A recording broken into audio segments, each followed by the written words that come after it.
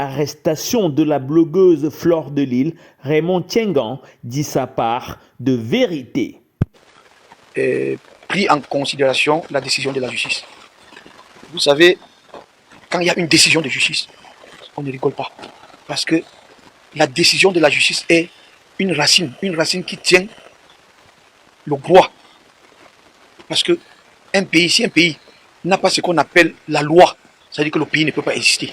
Et quand le verdict tombe, il y a une décision, on doit la respecter. Que tu sois n'importe qui, on respecte d'abord la décision. On ne peut pas traiter une décision de justice en disant que Monsieur le Président, qui a délivré ce mandat d'incarcération, est incompétent. On ne peut pas traiter un procureur de la République qui applique la loi et le droit d'un imbécile. Alors c'est pourquoi je dis encore, c'est une décision de justice, c'est pourquoi ça fait des bruits tellement à la toile en disant que le Cameroun n'a pas de loi. Comment un peuple camerounais peut dire que la loi n'existe pas? C'est se moquer du chef de l'État, c'est se moquer de la première dame, alors que nous savons que le Cameroun est le seul pays en Afrique qui applique la décision. Quand le verdict tombe, on applique la décision. C'est une histoire, en 2021, la première décision est tombée au tribunal administratif. La première décision, en 2021, elle a fait opposition. Parce que quand vous n'êtes pas d'accord avec une décision, on vous donne toutes les voies pour vous justifier. Elle a fait appel avec son avocat. Elle avait un avocat. Elle a fait appel et son appel a annulé la première décision.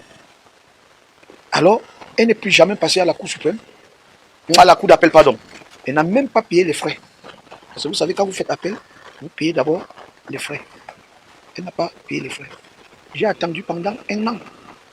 J'ai envoyé mon avocat à la Cour d'appel qu'il faut aller vérifier ce dossier qu'on a fait appel, ça fait déjà plus d'1 an. Qu'est-ce qui se passe? Qu'est-ce qui ne va pas? Moi, sachant que nous sommes dans un état de droit qui est le Cameroun, pourquoi un appel est déjà à plus d'1 an? Je n'ai pas de nouvelles. C'est là où mon avocat se déplace, il va à la Cour suprême, il se rend compte que la dame a fait appel, elle n'est même jamais passée, demander que mon dossier d'appel c'est comment, parce qu'elle n'a même pas payé les frais. Elle n'a pas payé les frais. Mon avocat envoie une lettre à son avocat. Son avocat dit, elle n'est plus ma cliente parce qu'elle ne m'a même pas payé mes frais. Donc, c'est comme ça que moi, je m'en vais à la Cour d'appel. Je me dis, c'est pas possible, mon dossier ne peut pas rester comme ça. Mon dossier ne peut pas rester comme ça. C'est moi qui sors l'argent dans ma poche, je paye les frais.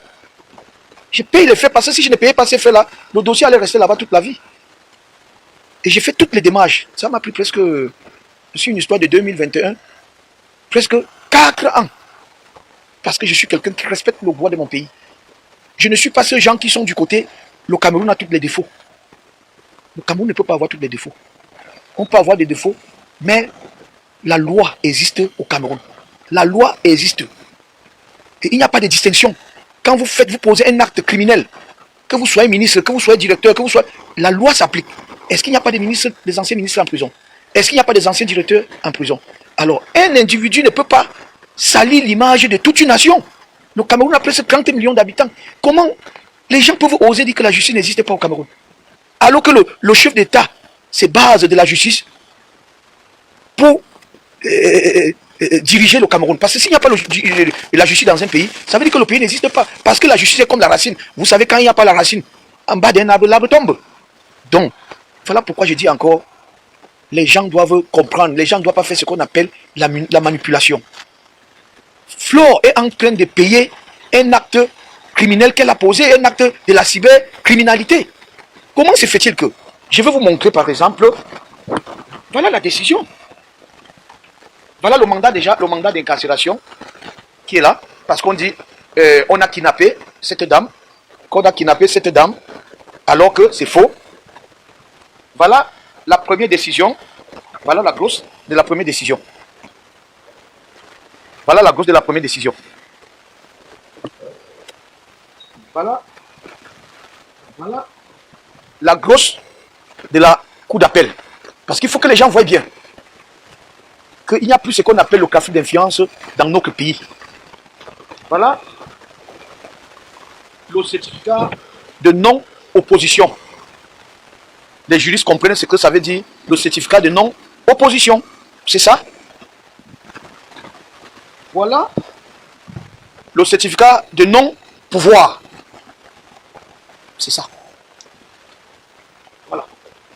Et à partir de ce document, il y a eu ce qu'on appelle un mandat d'incarcération parce qu'elle a eu tous les commandements avant d'arriver à l'acte d'interpellation. Elle n'a jamais respecté. Nous sommes même allés à l'ambassade de France, signifier à l'ambassade de France avec son adresse auquel elle a déchargé en France. Le commandement. Elle a déchargé en France. Alors, on s'est basé de tout ça pour sortir un mandat d'incarcération parce que elle a voulu prouver aux gens que la justice n'existe pas au Cameroun et le Cameroun est un pays corrompu. C'est là où j'ai dit mais non. Je ne peux pas laisser qu'on traite mon pays comme un pays corrompu. Non. La justice existe dans mon pays. Et la justice, c'est pour tout le monde. Ce n'est pas pour une seule personne. Vous avez vu, depuis 2021, c'est en 2025 que le mandat d'incarcération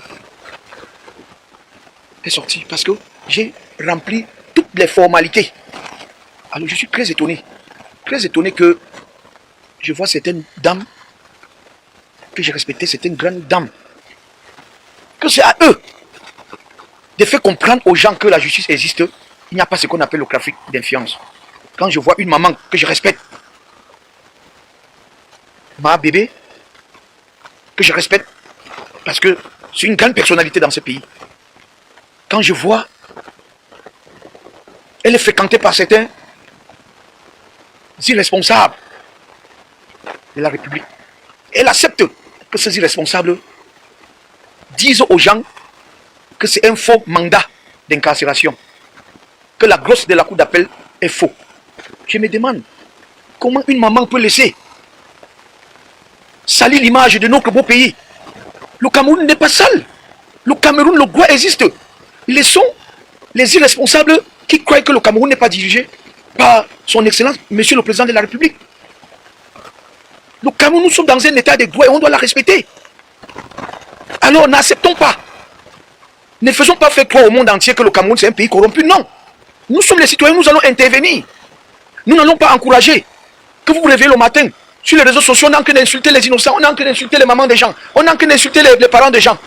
Mais vous avez le courage de dire que c'est la maman, la première dame, notre première dame, qui a appelé le procureur de la République pour demander qu'on libère cette dame. Franchement, laissons la maman de la nation tranquille. Elle n'est pas mêlée à ces histoires de saleté sur les réseaux sociaux. Arrêtons un peu cette manipulation pour encourager cette fille de continuer à lyncher les gens sur la toile. C'est pas normal. Arrêtons de dire c'est ce qui a appelé pour demander qu'on libère la fille.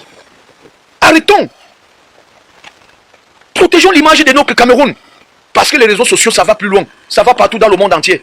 Quand vous, les citoyens de notre beau pays, le Cameroun, quand c'est vous qui donnez ces informations, les fausses nouvelles, et que vous avez des gens autour de vous qui vous soutiennent, parce qu'elles sont proches de la première dame, je suis désolé. Je suis désolé. Et vous voulez que le Cameroun change. Pendant que le Cameroun est en train de changer, vous faites le concret. Vous faites le concret. Vous utilisez le nom de la première dame. Vous utilisez le nom du directeur du cabinet civil. Vous utilisez le nom du secrétaire général à la présidence. C'est pas normal. Même si vous êtes proche de ces gens, protégez-les. Protégez-les. C'est ça le véritable problème. Donc, voilà à peu près autant de choses qu'on croit que Flore n'a pas été condamné. Toutes ces décisions. Comment les gens peuvent croire que Flore n'a pas été condamné? Dieu merci. Il y a un frère, pendant que Flore était en garde à vue. Il y a un frère, un monsieur qui a tous les honneurs de la nation. Je ne voudrais pas prononcer son nom parce que c'est pas mon devoir. Il m'a dit, grand frère, s'il te plaît, je connais ton cœur. Je connais ton cœur, c'est ta petite soeur. J'ai dit, ok, j'ai compris. J'ai compris.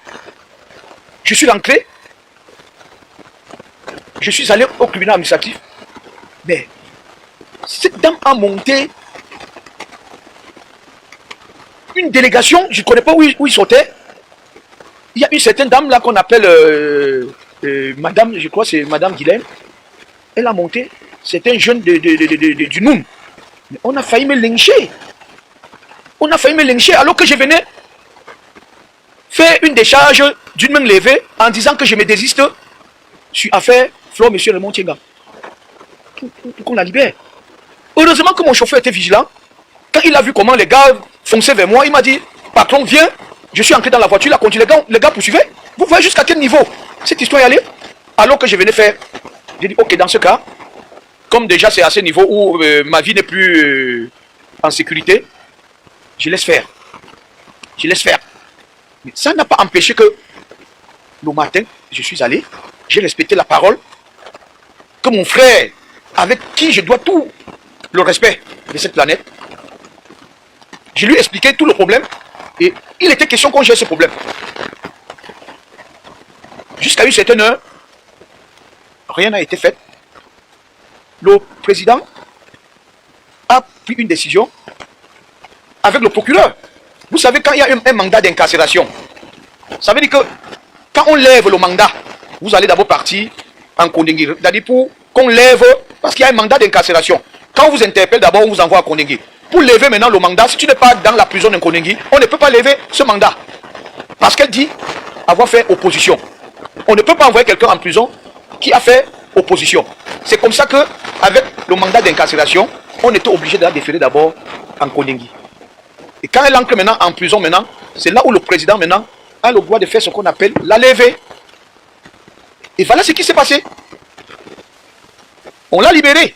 Mais il y a une audience où elle doit prouver qu'elle avait fait opposition avant que la décision, avant que la grosse de la cour d'appel ne sorte. Nous sommes dans un état de droit, ce n'est plus comme avant. Alors qu'on laisse de dire, c'est le secrétaire général qui a appelé, c'est le président, c'est le directeur du cabinet civil, c'est la maman de la nation qui a appelé, c'est maman bébé qui a appelé la maman de la nation pour qu'elle appelle le procureur. Mais vous voyez jusqu'à quel niveau peut déstabiliser toute une nation? Parce que quand on parle de la première dame, on parle de toute une nation. C'est la première dame. Alors même si vous êtes proche de la première dame, ne faites pas comprendre aux gens que la première dame peut entrer dans la boue. C'est une décision de justice. C'est une décision de justice où tout le monde doit respecter la décision de justice. Pour faire que cette fille qui ne comprenait pas l'éducation passe toutes les vies à insulter les mamans des gens, les enfants des gens, les papas des gens, de croire que la première dame peut faire une intervention pour protéger ce genre de personnes. Je suis désolé, maman bébé. Franchement. Elle a dit, elle a fait, ses avocats ont dit, elle a fait opposition de la décision. Maintenant, c'est à eux à prouver maintenant. Ce n'est plus à moi. C'est à eux. Et ces conseils à prouver maintenant que tous les documents que j'ai eus, c'est du faux. Je crois que nous sommes dans un état de droit. Si on se rend compte que mes documents que j'ai, c'est des faux documents, ça veut dire que c'est moi qui vais plutôt aller en Kondengui, à sa place. Je crois que c'est la seule solution. Parce que la procédure va suivre son cours normal. Parce que les gens disent qu'il y a eu la levée, donc ça veut dire qu'elle est libre. Non. Non. Si on se rend compte qu'il y a eu du dilatoire, dans ce qu'on appelle en droit du dilatoire, pour perdre le temps au magistrat, parce que c'est vous qui avez fait appel, c'est vous qui n'avez pas respecté les conditions d'appel. Ça veut dire que les magistrats ne sont pas là pour perdre le temps, ils ont beaucoup de dossiers. Alors s'ils se rendent compte que vous faites de la manipulation, ça veut dire que vous aurez encore, non seulement la peine que vous a déjà infligée, vous aurez encore une autre peine pour dilatoire, vous aurez encore une autre peine. Donc voilà, j'aurais voulu que cette fille-là dise publiquement, je dis bien publiquement, là où elle a sali mon image, sali l'image de ma famille, allez demander pardon à la nation parce que, vous savez, la cybercriminalité, c'est quelque chose qui passe dans tous les médias au monde. On suit ça partout, sur la terre planétaire. On suit ça partout. Alors j'aurais bien voulu que cette dame aille encore faire un direct en s'agenouillant pour demander à la nation et à tout le monde entier qu'elle avait diffamé ce monsieur-là pour rien. Pour rien. Vous savez, le pardon est plus que tout. Pour un monsieur qui a une famille, dès qu'elle est sortie, on l'a libérée de Kondengui, même pas 40 minutes, la dame qui est à côté d'elle, son conseiller principal, son conseiller personnel, elle s'est attaquée à mon épouse. Elle a traité mon épouse avec tous les noms. Alors qu'elle-même, elle a une plainte déjà contre elle qui est en train de suivre son cours. Donc que ça ne vous étonne pas que d'ici une semaine, vous allez entendre que c'est son conseiller qui est proche d'elle est convoquée. Parce qu'elle doit répondre à ses actes. Par voie des réseaux sociaux, donc toujours la cybercriminalité, même la plainte que j'ai déposée, parce que l'antique, vous savez, quand vous portez plainte pour la cybercriminalité, toutes ces vidéos-là, vous les déposez au parquet. Le parquet sollicite maintenant l'antique. Donc, les vidéos sont à l'antique. L'antique est en train de travailler. Dès que ces vidéos, ils vont rendre ça public. Ça veut dire public, ça veut dire quoi? On va même remettre la vidéo, on va remettre la vidéo au procureur et le procureur va confier ma plainte à l'unité, on ne sait pas encore quelle unité, peut-être à l'Interpol, peut-être à la gendarmerie, je ne connais pas. Mais ce qui est sûr, cette dame-là s'est convoquée, elle va répondre à ces actes. Donc ça ne va pas vous étonner. Parce que moi je suis quelqu'un, je crois à la justice camerounaise, je ne crois pas aux relations. Je ne crois pas aux relations. Et je lance un appel à tous les responsables, toutes les autorités de la République. Évitons, parce que le Cameroun est emballé dans la boue à cause de cette personne qui disent qu'ils ont des relations, ils ont des lignes directes, ils ont des coups de fil. C'est ça qui déstabilise le Cameroun en ce moment. En ce moment. Alors, si dans notre pays, on ne peut plus respecter la justice, on est où là? Le Cameroun devient quoi? Le Cameroun devient quoi? Si la justice ne peut plus exister au Cameroun, ça veut dire que le Cameroun n'existe plus. Si ça veut dire on peut tuer quelqu'un, et on va devant là-bas, le magistrat dit je te libère. Mais faisons confiance à ce magistrat. Je ne crois pas que le Cameroun peut être déstabilisé par ceux qui passent le temps à insulter l'image de la nation, le vert ou jaune. Il est temps que ça doit s'arrêter. Il est temps que ça doit s'arrêter. Même si on est proche des ministres, on protège d'abord l'image du ministre. Même si vous a rendu service, on ne fait pas croire que c'est normal, c'est dans le bois. C'est ce qu'on appelle trafic d'influence. Et vous voulez que ça finisse au Cameroun. Quand vous-même, vous permettez à dire aux gens que j'ai passé un coup de fil, c'est pourquoi on a libéré Fort, alors que Flo n'est pas libéré. Il y a une continuité, il y a une audience qui va se passer le 2 juin. Nous, on attend que ces juristes font ce qu'on appelle les écrits. Parce que mon avocat va aller prendre les écrits pour dire, bon voilà, on a fait l'opposition parce que mon avocat va répondre avec tous mes éléments pour prouver au juge que vous parlez d'un dossier qui a été close. Vous parlez d'un dossier qui a été close. Donc voilà à quel niveau nous sommes actuellement. C'est moi qui vous remercie parce que quand vous vous déplacez, c'est pour faire des recherches, pour connaître la vérité et protéger l'image de notre pays parce que ça va partout dans les réseaux sociaux. Le Cameroun, c'est un pays corrompu. Le Cameroun, je vous dis encore, peut-être vous êtes en diaspora, mais nous sommes sur place. Le Cameroun a beaucoup changé. Il n'y a plus ce qu'on appelle le trafic d'influence au Cameroun. Les juges font leur travail. Les juges font leur travail et faisons confiance à la justice de notre pays. Vive le Cameroun.